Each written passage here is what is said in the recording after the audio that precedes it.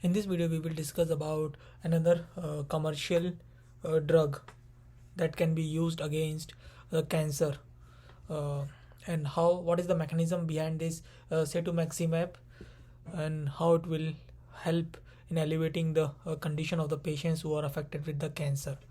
So the function of this uh, cetuximab is is that it has higher affinity. It has higher affinity towards this EGFR receptors compared to this EGF and TGF alpha. So when this EGF and TGF alpha interacts with this EGFR receptors, it will trigger the downstream signaling pathways that helps in the proliferation and differentiation of the tumor cells. So when this EGF interactions with this EGFR can be blocked, then the uh, aggravated condition of the cancer, that is uncontrolled growth and proliferation of the cancer, will be reduced compared to the case where there is no available cetuximab available. So and apart from this, it has been observed that this interaction of this cetuximab with this EGFR receptor will trigger the cytotoxicity will trigger cytotoxicity related immune response, and that we will cover how it will triggers those response. So the first thing that it will does is it will prevent this EGF and TGF alpha interactions with this EGFR receptors, thereby uncontrolled growth rate and differentiation got reduced because of this. And another function that it will does is it will disrupt this cytosolic domain, and it will divert the cytosolic domains towards lysosome. That can be seen here, that it will first go to the early endosome stage, and then it will divert them towards this lysosome, where this internal cytosolic part of the EGFR receptors will get degraded.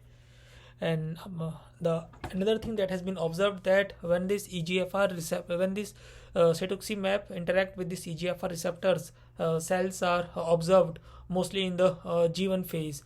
And the reason that has been identified is that when these EGFR receptors interact with this when this cetuximab interacts with the EGFR receptor, it will lead to the downstream signaling pathways, such that this P27 upregulation of the P27 has been observed, and this P27 then interact with this CDC2 to form a complex, and that will prevent the cells to exit the G1 cell cycle phase. Thereby, the cells will remain in the G1 phase, and in other way, it will prevent the uncontrolled growth rate of the cells, as the cells will not be able to complete its cycles at its usual rate. The other thing that will cause, because of the other important thing that happens when this EGF and TGF beta interacts with this EGFR receptor, apart from the uncontrolled growth rate and differentiation, is that it will promote angiogenesis. That can be seen here. When this EGF interacts with the EGFR receptors, it will promote pro-angiogenic factors, and this angiogenic factor in general term can be considered as the formation of the blood vessels, and these blood vessels helps in the supply of the nutrients to this tumor cells, and thereby helps them in the uncontrolled growth rate, so helps them to provide sufficient energy for the uncontrolled growth rate. And when this thing can be disrupted, the pro-angiogenic factors will get down regulated. When this cetuximab interacts with the EGFR receptors, the angiogenic factors down regulated, or in other term, the nutrient supply of this tumor cells will get reduced, and thereby the tumor cells will not be able to proliferate at its usual rate, and some of these tumor cells will die because of the lack of supply of the nutrients that is necessary for their survival. The other thing that will happens is that has been observed is that when this cetuximab interacts with the EGFR receptors, it will disrupt the equilibrium of this BUX and BCL and this BC12 gene, and these are related to the apoptosis and survival. For example, for instance, these bugs will upregulation of the bugs will promote apoptosis, and the upregulation of this BC2 promotes survival of the cells. And in the case where cetuximab interacts with this EGFR receptors, what has been observed that there is a upregulation of the bugs, whereas there is a downregulation of the BC12. Thereby, the cells are more prone towards apoptosis.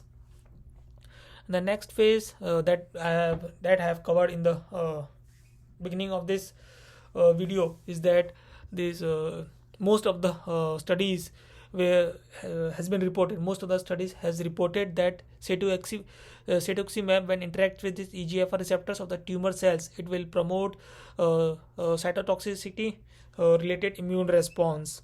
That is, it will attract natural killer cell and macrophages to act against these tumor cells. However, one more thing that has been observed, that the tumor cells that does not have these EGFR receptors, cetuximab will not be able to perform against those. In general term, in simple terms, the cetuximab will not be able to perform against those tumor cells that does not have these EGFR receptors. So it is limited to the tumor cells with high expression of these EGFR receptors. And in the tumor cells, there has been a high upregulation of these EGFR receptors has been observed. So most of the tumor cells can be targeted using cetuximab, and it has not shown any significant side effects in the in vitro studies against the normal healthy tumor cells, based on some of the reports. So if you need to understand more about this cetuximab mechanism, you can go through the reference that has been provided in the description. That's all for this video. Thank you for your time.